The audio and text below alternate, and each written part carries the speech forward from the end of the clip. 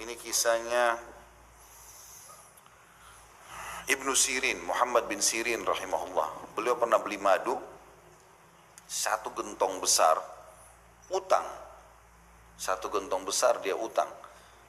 Madunya kualitasnya sangat bagus. Satu gentong besar, pakai tutupnya. Rupanya dia waktu tutup toko malam-malam, dia transaksi hari ini. Malamnya dia tutup toko, dia lupa tutup gentongnya madu itu.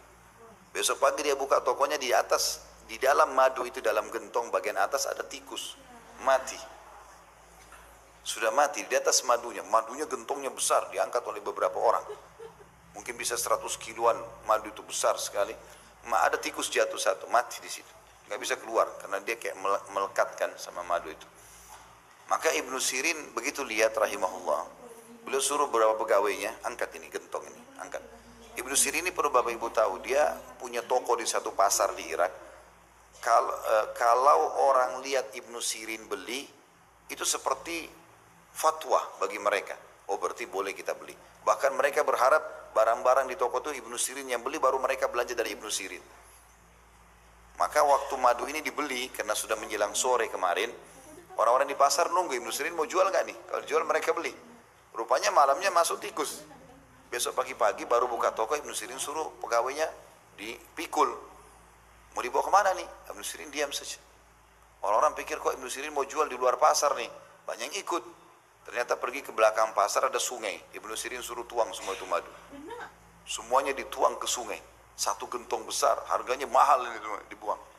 Maka orang-orang pada tanya, wahai Ibnu Sirin, kenapa anda buang gentong itu? Madu, kan bisa kami beli. Dia bilang, semalam saya lupa tutup, ada tikus mati. Apa kata orang-orang pasar? Perhatikan ya, kepekaan dia di sini. Orang pasar, ini maksudnya Ibnu Sirin nanti yang peka. Orang-orang pasar ini pekanya tapi salah. Ya, cuma Ibnu Sirin nanti yang lebih peka dalam menjelaskan masalah hukum.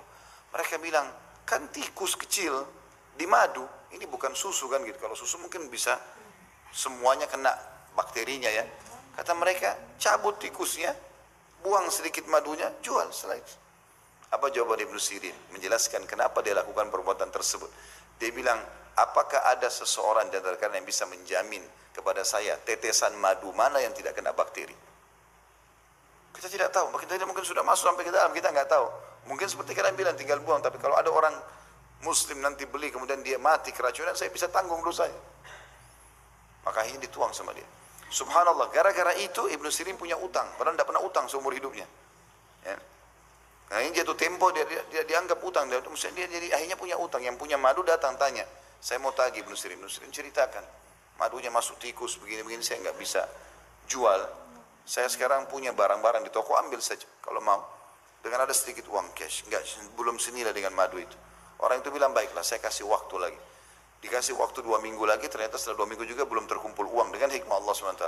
Maka orang yang punya madu bilang, wahai Ibnu Sirin, terpaksa saya laporkan anda kepada hakim. Kata Ibnu Sirin, silakan laporkan. Maka dilaporlah kepada hakim. Hakimnya jadi malu. Ibnu Sirin ulama besar, dipanggil oleh hakim. Dia bilang, ada apa wahai Imam Ibnu Sirin, Muhammad bin Sirin? Dia mengatakan, kisahnya 1 bulan yang lalu saya beli madu, saya lupa tutup gentongnya, ada tikus masuk. Besok pagi saya takut menipu muslimin, maka saya buang madu itu semuanya. Dia nagih, saya belum punya uang, kecuali sekian saja, belum cukup nilainya semua. Kalau dia mau ambil, dia ambil barang saya di toko. Ditanya oleh hakim yang punya madu, kau mau nggak? Dia bilang, saya nggak mau, saya mau uang saja. Kalau gitu, kami tidak punya solusi lain, kata hakim, kecuali anda harus dipenjarakan, wahai Ibnu Sirin, sampai anda bisa membayarnya. Kata Ibnu Sirin, penjarakan saya. Dia mau menanggung di penjara hanya karena tidak mau menipu muslimin. Masuk penjara, subhanallah, Muhammad bin Sirin. Penjaga penjara lihat ini ulama besar, dikenal sekali. Orang datang tanya fatwa dengan dia gitu. Maka penjaga penjara mengatakan, wahai Muhammad bin Sirin, saya berkuasa di penjara ini. Maka saya mengeluarkan izin buat anda. Anda boleh di penjara ini pagi sampai sore. Habis itu anda pulang ke rumah anda. Saya percaya anda tidak akan lari. Besok pagi datang lagi masuk penjara. Apa kata Ibnu Sirin? Saya tidak akan dukung anda untuk durhaka pada pemerintah. Nggak bisa. Saya akan di sini sampai Allah berikan jalan keluar. Terus sebar berita, satu Irak waktu itu Muhammad bin Sirin yang membuang madunya karena tikus dan tidak mau menipu muslimin. Maka umat Islam pada saat itu nyumbang semua. Nyumbang untuk Ibnu Sirin. Sumbangannya itu subhanallah lunas madu itu, dan sisa uang yang dia dapat dari hibah umat Islam bisa beli 10 gentong lagi.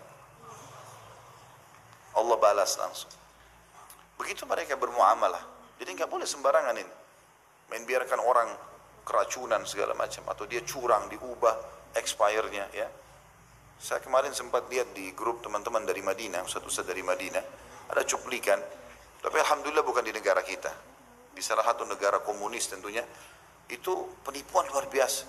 Sengaja ayamnya disuntik, ikannya disuntik cairan supaya kelihatan besar. Ini nggak boleh ini teman-teman. Dalam Islam tidak boleh. Jangan sampai terjadi di tengah-tengah kita. Atau nanti Idul Adha begitu juga banyak orang sengaja sapinya dimasukin selang di mulutnya supaya kelihatan gemuk dan berat waktu ditimbang, padahal air semuanya. Itu sapinya kalau bisa ngomong marah sama dia gitu kan. Kan tidak boleh. Masuk dalam sabda Nabi SAW, jangan kalian siksa makhluknya Allah. Ini semua masuk dalam bahasan kita tentunya yang harus dijaga oleh umumnya kaum muslimin.